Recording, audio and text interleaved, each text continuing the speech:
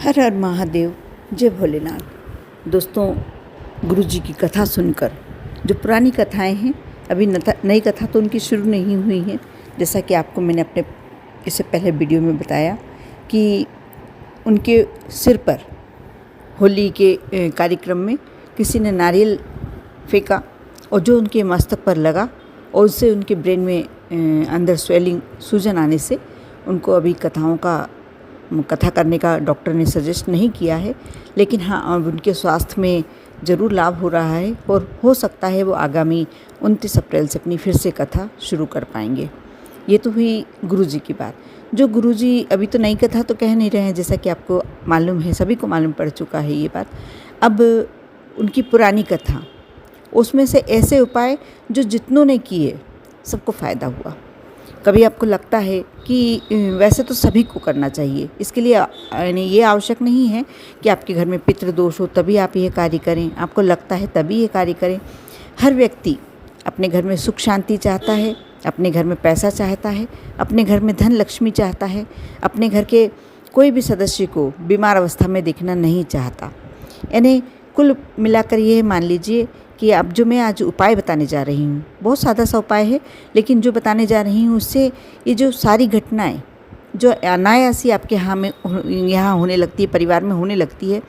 कई बार आपने देखा है कि आपने भी इस बात को देखा होगा कि परिवार के सदस्य बड़े अच्छे से रह रहे हैं, अचानक कुछ छोटी सी बात पे जो तू में शुरू हुई वो बड़ा रूप धारण कर लिया। इस प्रकार झगड़े बढ़ने लगे, घर में कलह शुरू हो गई और इससे एक ही सदस्य परेशान नहीं होता है, सभी सदस्य परेशान होते हैं। यानी कुल मिलाकर आप मान लीजिए कि घर में यदि अशांति हो, पैसे की कमी हो या कोई अस्वस्थ हो, परेशानियां सभी को झेलनी पड़ती है। इसलिए मैं गुरुजी की कथा, पुरानी कथा द्वारा सुनकर ही, और ये मैंने पहले अपने उसमें वीडियो डाला हुआ है, इसके लिए वीडियो जो बनाया था पहले डाला हुआ है, मैं नए सिरे से फिर से बोल के बता रही हूँ, क्योंकि हो सकता है आप में से किसी ने नहीं भी सुना हो। आप मेरे चैनल के पूरे वीडियो फिर से निकाल के सुने, देखें। उसमें बहुत सारे ऐसे उपाय हैं जिनको करके कई लोगों ने फ़ायदा, क्योंकि गुरुजी वह अपनी कथा में बताते हैं, आप सुनते भी होंगे, हम भी सुनते हैं, सभी सुनते होंगे। लेकिन क्या होता है कि उस समय तो हमें याद रहता है और बाद में हम भूल जाते हैं। फिर भूलने के बाद वह उपाय हमें ध्यान ही नहीं रहता, हम याद करते हैं, अरे वह उपाय क्या बताया था, वह उपाय तो हमको करना है। तो इसके लिए आप मेरी पुरानी जो वीडियो है निकालें और उसमें से सुने और अवश्य करें। मैंने भी अपनी पुरानी वीडियो में से ही ये उपाय निकाल कर और आपके फिर से बोल रही हूँ। आज सोमवती अमावस्या है, आज का दिन बहुत विशेष है, चैत्र अमावस्या वह भी सोमवती।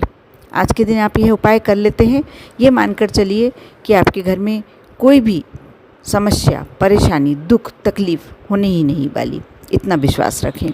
आपको करना ये है कि रात्रि में कभी भी कर सकते हैं, 11-12 बजे के बाद जब आप सोने जा रहे हैं, आपको करना है कि एक मिट्टी का दीपक ले लें।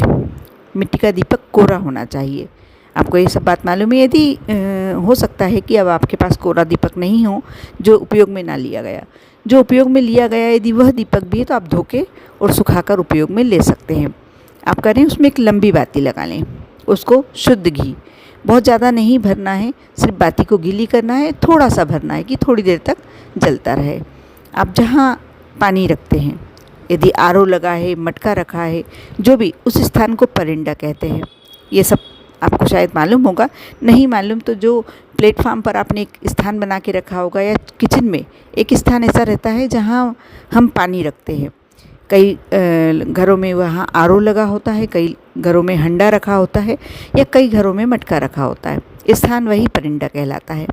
आपको लंबी बाती का घी का दीपक लेना है, उसमें घी भरना है। यदि गाय का घी हो तो सर्वश्रेष्ठ। इसको बहुत ध्यान से सुने, जो मैं बता रही हूँ बहुत छोटा उपाय है, लेकिन आप ऐसा करते हैं तो आपको अवश्य जो परेशानियों से गुजर रहे हैं वह परेशानियाँ दूर होंगी ही होंगी। यदि नहीं भी हुए परेशानी आपके जीवन में, बहुत अच्छी बात है, लेकिन हो सकता है आगामी जीवन में कोई परेशानी आने वाली है, वह पहले से ही दूर हो जाएगी। अवश्य बहुत छोटा सा कार्य अवश्य करें। आपने मिट्टी का दीपक लिया, आप सभी जानते हैं मिट्टी का दीपक कैसा होता है। यदि उपयोग किया हुआ है तो उसे धो लें, साफ़ कर लें, सुखा लें। उसमें एक लंबी बाती, गोल बाती नहीं लेना है, लंबी बाती लेना है। आपने लंबी बाती ले ली, उसमें घी उस बाती को पहले पूरा घी से लपेट लें और फिर थोड़ा सा घी डालें, यानी आधी चम्मच से भी कम घी डालें। थोड़ी देर ही दीपक लगा होना चाहिए, क्योंकि ये कार्य रात्रि में करना है आपको, जब सोने जा रहे हों तब। आपने लगा लिया। अभी मैं आप लोगों से माफ़ी चाहती हूँ, मेरी थोड़ी सी गले में समस्या चल रही है। इस मौसम में अपन पसीने से आकर पानी पी लेते हैं तो थोड़ा सा गला ख़राब हो जाता है, इसलिए मैं आपसे क्षमा चाहती हूँ।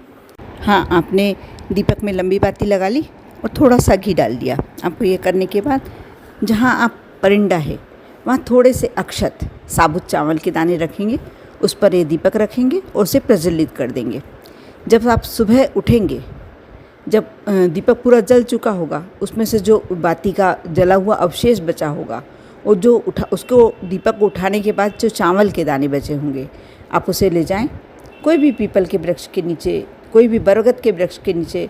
आपने यदि आपके आसपास कहीं कुआं, बावड़ी, तालाब, यदि कोई जल का स्थान हो, वहाँ आप इन सामग्री को डाल दीजिए, विसर्जित कर दीजिए। आप देखना कि आपके ऊपर इसके बाद कभी पितृदोष नहीं लगेगा। यदि आपके ऊपर पितृदोष लगा हुआ भी है तो दूर हो जाएगा। बहुत छोटा सा उपाय है लेकिन करने योग्य है। एक और कार्य आप कर सकते हैं कि आप कोई भी कुआं, बावड़ी, तालाब आपके आसपास है तो उसके नीचे एक लंबी बाती का घी का दीपक अवश्य लगाएं। आप रात्रि में 9 बजे से पहले लगा सकते हैं। यदि ये सब नहीं है तो आप पीपल के वृक्ष के नीचे या बरगद के वृक्ष के नीचे लंबी बाती का दीपक लगाएं। हाँ, और जो मैंने पहला उपाय बताया था उसमें जो लंबी बाती का डायरेक्शन हुए वो आपको दक्षिण दिशा की तरफ रखना है, क्योंकि पितृ देवता हमारे दक्षिण दिशा में ही वास करते हैं। और जो दूसरे दीपक वाला उपाय बताया है, इससे भी आप दक्षिण दिशा में के डायरेक्शन में बाती का मुख रखें, लंबी बाती रखें। यदि यह कार्य कर लेते हैं, दोनों में से यदि एक उपाय भी कर लिया या दोनों उपाय भी कर लिए, तो आपके जीवन में बहुत सारी परेशानियां स्वतः ही हल हो जाएंगी। कर देखें। ओम नमः शिवाय।